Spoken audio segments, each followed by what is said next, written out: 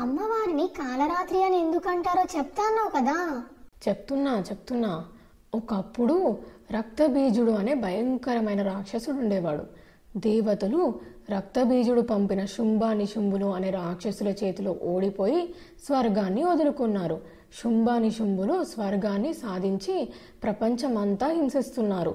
వారి పాపాలు రోజు రోజుకి పెరిగిపోతున్నాయి. సృష్టి సమతుల్యత దెబ్బతిన్నది.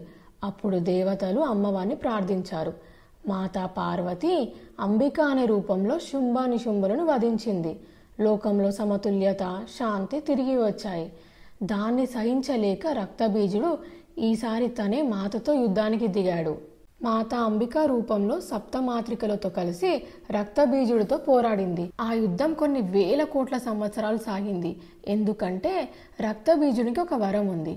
ఆ వరం ఏంటంటే అతని శరీరంలో నుంచి ఒక రక్తపు చుక్క కింద పడినా కూడా అందులో నుంచి వేల రాక్షసులు పుట్టుకొని వస్తారు. అమ్మవారు రక్తబీజుని సంహరించడం కోసం మహాకాలరాత్రి రూపాన్ని ధరించింది. కాల అంటే కాలం, మరణం, నలుపు లేదా చీకటి అని అర్థం. కాబట్టి కాలరాత్రి అంటే కాలానికి అతీతమైనది. అప్పుడు ఆమె తన నాలుకని పెద్దగా చాచింది. రక్తబీజుడి సైన్యం ఎంతవరకు ఉందో అంతవరకు అన్నమాట. కాళీమాత ఒక్కొక్క రాక్షసుని చంపుతూ వాళ్ళ శరీరంలో రక్తాన్ని తాగేస్తూ వచ్చింది. చివరికి నిజమైన రక్తబీజుడు మాత్రమే మిగిలాడు. అప్పుడు మాత తన ఖడ్గంతో అతన్ని వధించి అతని చనిపోయే వరకు వాడి రక్తాన్ని తాగేసింది. చివరికి రక్తబీజుడు చనిపోయాడు. లోకాలు శాంతించాయి. కానీ ఇన్ని సంవత్సరాల పాటు యుద్ధం చేసిన తల్లి ఆ కోపం నుంచి ఇంకా బయటికి రాలేదు. ఆదిశక్తిగా సృష్టికి మూలమైన అమ్మ అలా అపరకాలిగా మారడం చూసి లోకాలు భయంతో వణికిపోయాయి. అమ్మ అలా లోకంలో విహారం చేస్తుంటే ఆ ఉగ్ర రూపాన్ని చూసిన అమాయక ప్రజలు చనిపోయారు. దేవతలందరూ అమ్మను శాంతపరచమని శివుణ్ణి వేడుకున్నారు.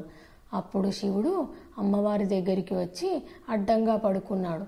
అమ్మ పరమేశ్వరుడి మీద తన పాదం మోపింది.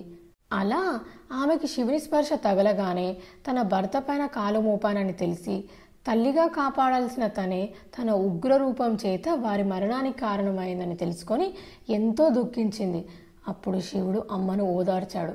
అమ్మ తన యథారూపంలోకి అయితే వచ్చింది, కానీ అమ్మవారి శరీరం అంతా రాత్రి చీకటిలా నల్లగా మారింది. శివుడు అమ్మవారిని కాళీ అని ఆట పట్టిస్తుండేవారు. కాళీ అంటే నలుపు. పార్వతీమాత ఎంతో బాధతో బ్రహ్మదేవుడి దగ్గరికి వెళ్తుంది. బ్రహ్మదేవుడు మళ్ళీ అమ్మవారికి తన రంగుని ఇచ్చేస్తారా లేదా చెప్పమ్మా. రేపు చెప్తాను నాన్న. తర్వాతి కథ కోసం ఛానల్